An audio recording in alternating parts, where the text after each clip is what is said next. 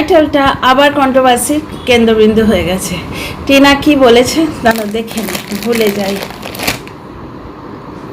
টিনা আজকে বলেছে, এত ন্যাকা ন্যাকা করে কথা বলি, দুধু পিতা বাচ্চি ম্যাচিউরিটি কবে আনবো নিজের মধ্যে। আচ্ছা, এইটা নিয়ে কথা বলতে গিয়ে লাস্টের দিকে টিনা যে কথাগুলো বলেছে যে আমি এতদিনে বুঝতে পারছি, আমার অ্যাকচুয়ালি হয়েছে কি, টিনার যে দাদু ঠাকুমা, মানে ওইখানকার যে দাদু ঠাম্মি, তারা ওকে রাখিতে স্যুট গিফট করেছে। যে দেখো টিনার স্যুট ওয়ার্ডটা শিখে গেছে। স্যুট মানে আমাদের এইদিকে সালোয়ার কামিজের পিসকে স্যুট বলে। তো যাই হোক, টিনার কাকু ওটা প্যাক করেছে এবং তার মধ্যে আবার লিফাফা, যেটা টিনা জিজ্ঞেস করছিল কি যেন বলে এটাকে, ওটাকে লিফাফা বলে আমাদের এদিকে। লিফাফা অ্যাকচুয়ালি খামের হিন্দি। লিফাফাতে 101 টাকা দেয়, এটা শাগুন বলে না, শাগুনের মানে শুধু ঠক ঠক করে ধরিয়ে দেয় না, জামার পিস ধরিয়ে দেয় না বা কোনো গিফট ধরিয়ে দেয় না, তার সঙ্গে শাগুন কি কুছ রুপিস 101 রুপিয়া দিতে হ্যাঁ। এখান থেকে তোমরা টিনাদের পরিবারের চরিত্র বুঝতে পারো, কি রহিস পরিবার।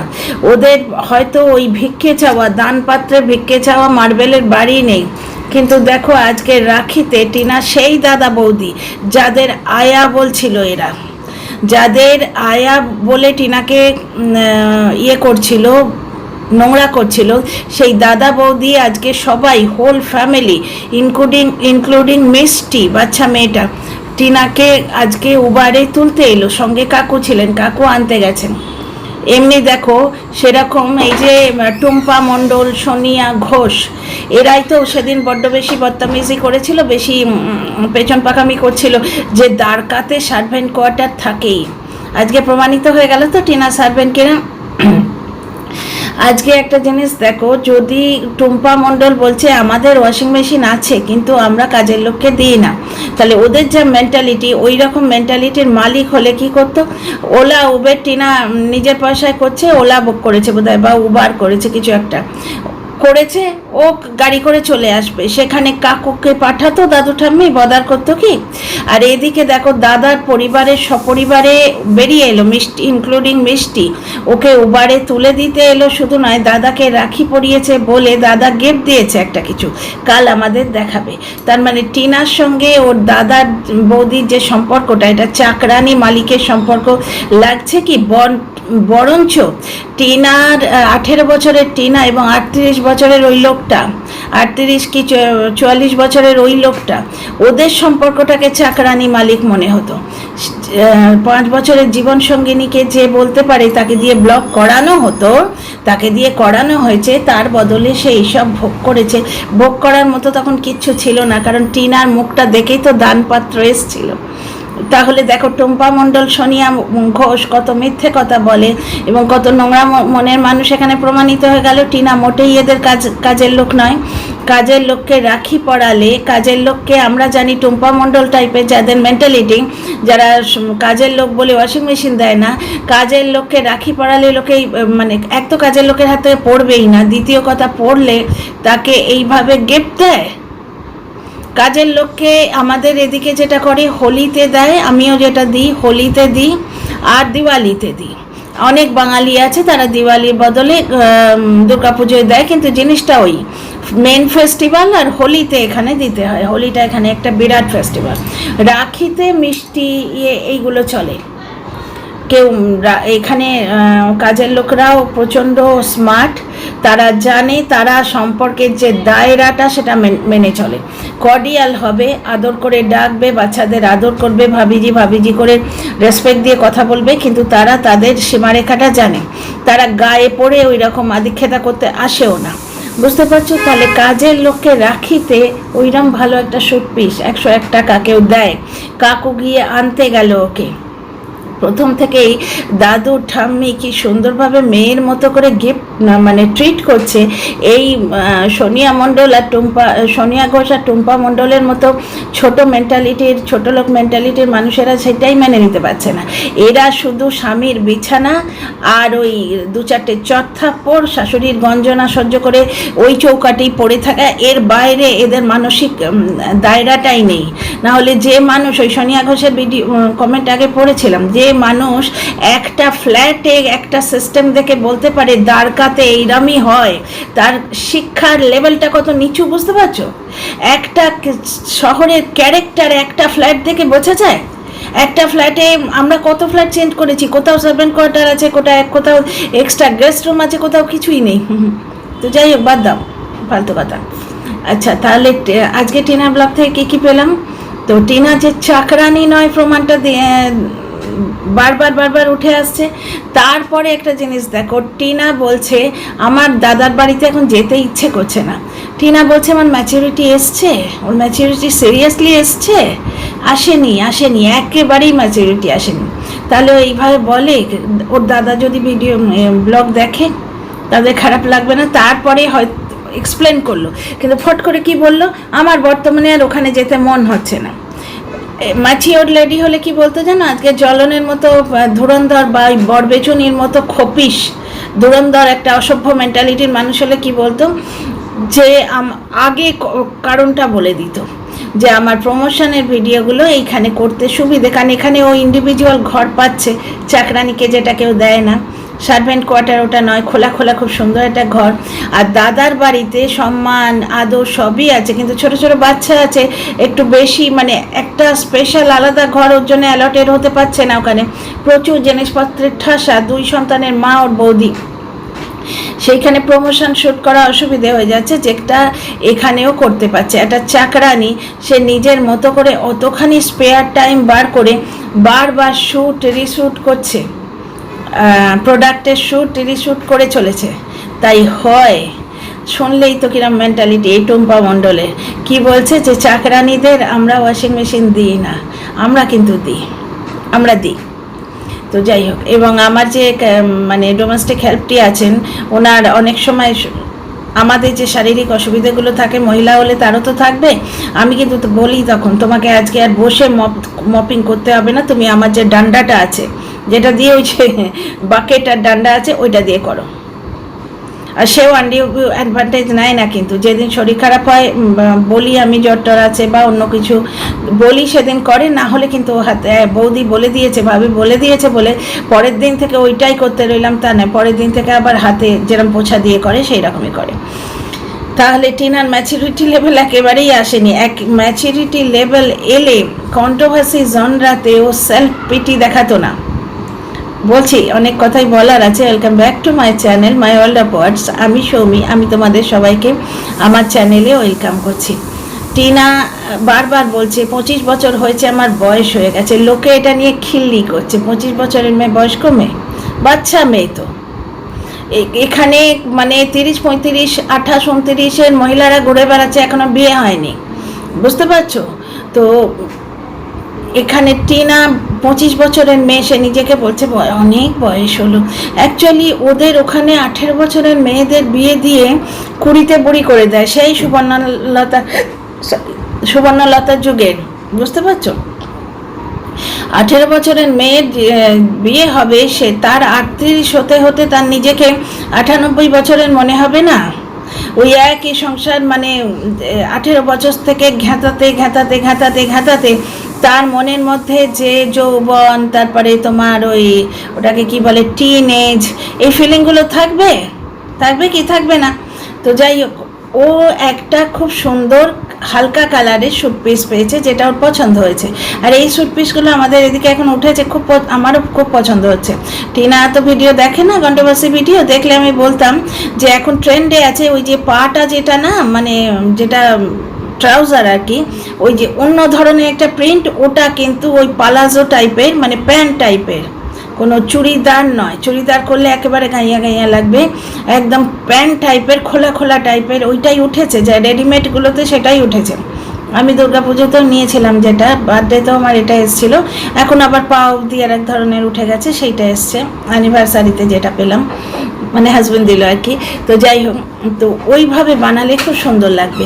ও যেটা বলতে চাইছে যে আমার এখন আর লাউড কালার ভালো লাগে না, খুব ডিপ লাল সবুজ হলুদ এইটা ভালো লাগে না, এখন একটু লাইট কালার প্রেফারেবল লাগছে। ওটা কিন্তু মুডের উপর নির্ভর করে, বয়সের উপর নয়। ওর এমন কিছু বয়স হয়নি যে গত বছর সব কিছু ভালো লাগতো এখন ভালো লাগছে না। এক বছরের মধ্যে এই জিনিসটা হয় না, জেনারেশন মানে অনেকটা কিছু গ্যাপ হয়ে যায়। ধরো এটা 25 বছরের মেয়ে, এটা 35 কি 40 বছরের মহিলার মধ্যে মেন্টালিটির তফাৎ হয়। 40 বছরের মহিলা আর একটা 55 বছরের মহিলার মধ্যে মেন্টালিটি তফাৎ হয়। গত বছর একরকম আর এবছর একরকম, এটা হয় না। অ্যাকচুয়ালি ওর ওপর ঝড়ঝাপটাও তো প্রচুর যাচ্ছে, তাই না? আজকেই তোমরা একটা জিনিস দেখো, শুয়ের ব্যাপারটা, সু গোপন কথা বলার চান্স খুঁজতে থাকে। এগুলো গোপন কথা নয়, হয়তো ওকে বলেইনি, মিথ্যাবাদী মহিলা হয়তো বলেইনি, কিন্তু যেহেতু ওয়াইটিতে এই জিনিসটা ছড়ানো আছে যে কোনো এক সময় টিনার সঙ্গে ওর যোগাযোগ ছিল, এক সময় টিনার সঙ্গে ওর যোগাযোগ ছিল যেরকম সীমার সঙ্গে হচ্ছে, বুঝতে পারছো তো? যার জন্য টিনার মুখে কিছু বসিয়ে দিচ্ছে, যে ঠিক যেরকম বৌদিবাজটা করতো। টিনার স্বীকারোক্তি আছে, টিনার স্বীকারোক্তি আছে, ওরা জানে টিনা কনফ্রন্ট করতে আসবে না। টিনার স্বীকারোক্তি থাকলে সেটা আসতো না, আজ অব্দি আসেনি। বৌদিবাজের মতো নোংরা পুরুষ যারা, তারা টিনার স্বীকারোক্তি আছে, ঠিক এইভাবে বলবে যাতে প্রথম থেকেই তুমি দু কদম পেছনে চলে আসো যে হ্যাঁ টিনাকে নিয়ে টিনাকে দিয়ে বলিয়ে রেখেছে, বুঝতে পারছো? তাহলে কোনো কন্ট্রোভার্সি ক্রিয়েটার ওটাকে খণ্ডন করে যুক্তি দিতে আসবে না। তারপরে আমরা বুঝতেই পারছি টিনার স্বীকারোক্তি ফিকারোক্তি কিছু নেই। এই ভাষা তোমরা বরবেছনের ভিডিওতেও পেয়েছো, টিনার স্বীকারোক্তি আছে, বুঝতে পারছো? তোমরা দেখো না টিনা এবং বৌদিবাজের মধ্যে যে বৌদিবাজকে চুজ করে সে কত বড় নোংরা। যে জন্য কি করলো, বৌদিবাজের মুখে বসিয়ে দিল যে টিনা ওর ওপর ঝাঁপিয়ে পড়ে। এবার কিছু মানুষ আছে ওই ঝাঁপিয়ে পড়ে ওয়ার্ডটাকে এক্সপ্লেন করে কন্টেন্ট করে দেবে, কিনা এই জন্যে করেছে ফোকলা, ওই জন্যে বলেছে, জানো ফোকলা ওটা বলেছে স্বতঃসিদ্ধ। এই মূর্খগুলো হচ্ছে সেই তখন যখন আমি বলেছিলাম, ওই যে সীমা একটা রটনা করছিল না যে ছেলেটাকে হোস্টেলে দিয়ে দেবো, ওরা তো তখন নতুন নতুন কন্ট্রোভার্সি ক্রিয়েট করছে, বুঝতে পারছো? ছেলেটাকে হোস্টেলে দিয়ে দেবে, টিনা কেন হোস্টেলে দেবে ছেলেকে? ওদিকে বউ বেচু বসে গেল, বুঝতে পারছো? ছেলেকে হোস্টেলে দেওয়া ঠিক হবে না, সবাই বসে গেল, বিশেষ করে এই জ্ঞানদারা বসে গেল। হোস্টেলে দেওয়া ভালো না বাড়িতে থাকা ভালো? আমি কিন্তু প্রথম ভিডিও নামিয়েছিলাম যে মা কি বলেছে হোস্টেলে দেবো, এই জিনিসটা নিয়ে চর্চাই কেন হচ্ছে? তখন আবার সুর পাল্টে গেল। এটা তো সঙ্গে সঙ্গে মানে সুর পাল্টে নেয়, এটা তো দোগলাদের নেচার তোমরা এখন নিশ্চয়ই বুঝতে পেরেছো। তো ঠিক সেই রকম এখন এইটা এক্সপ্লেন করতে বসে যাওয়া হবে যে ফোকলা ওকে কেন বলেছে যে টিনা ওর উপর ঝাঁপিয়ে পড়েছে। আরে আদৌ বলেছে কিনা সেটা দেখ, ওরা মিথ্যা কথা বলছে, তাই না? তো যাই হোক, টিনা যেটা বলছে যে আমার বয়স হয়ে গেছে, আমার এইটা ভালো লাগছে, আর তারপরে যে কথাগুলো বললো, আমি কচি কচি করে ন্যাকা ন্যাকা করে কথা বলি, আমার বেশি কারোর সঙ্গে কথা বলতে গেলে গলাটা এরকম হয়ে যায়। টিনার এখন মনে হচ্ছে যে ওর একটুখানি মনের কথা বলে ভিডিও করি। আমরা অনেক সময় বলে ফেলি, কিন্তু আমরা বলি না নিজে, মানে কন্ট্রোভার্সি ভিডিও করতে গিয়েও এক লাইন পার্সোনাল বলে ফেলি, তাই না? আবার এডিট করতে গিয়ে, ওই জন্যই তো এডিট করতে হয়, কেটে দিই। বলার সময় কিন্তু বলে ফেলি, যে তারপর মনে হয় না নিজের কথা বলা চলবে না। এখানে একটা জিনিস দেখো, ম্যাচিওর লেডি হলে সে ওয়াইটিতে এই জনরাটাতে কখনো নিজের যে উইকনেস সেটা বলতো না। এখানে মিথ্যেবাদী দোগলাদের চলে, দোগলাদের লোকে এখানে প্রেফার করে, দোগলাদের ভিউ বেশি হয়, দোগলাদের লোকে বেস্ট ভাবে এখানে, বুঝতে পারছো? এখানে নিজের দোষটা কেউ স্বীকার করে না, নিজের দোষটাকে ডিফেন্ড করতে আসে। টিনা ম্যাচিওর হলে নিজের দোষ, যেখানে দোষ নেই সেটাও শুধু শুধু বলতে আসছে, লোকে আরো চেপে ধরছে। ও বললো যে দেখো বয়স হয়ে গেছে, সঙ্গে সঙ্গে এক কমেন্টে এলো 25 বছরেই বুড়ি হয়ে গেছে। ছি, ও কি ভাবছে? ওখানে কমেন্টে আসবে না না তোমার তো মাত্র 25 বছর বয়স, তুমি কি বুড়ি হয়েছো নাকি, এরকম কমেন্ট করবে। এটা কন্ট্রোভার্সি জনরা, কোনো ম্যাচিওর লেডি হলে এটা করে। ম্যাচিওর লেডি হলে বরবেছনির মতো মদ খাওয়ার ব্যাপারটা বেরিয়ে গেল, সঙ্গে সঙ্গে সেটা প্রাইভেট করানোর চেষ্টা করে, তাই না?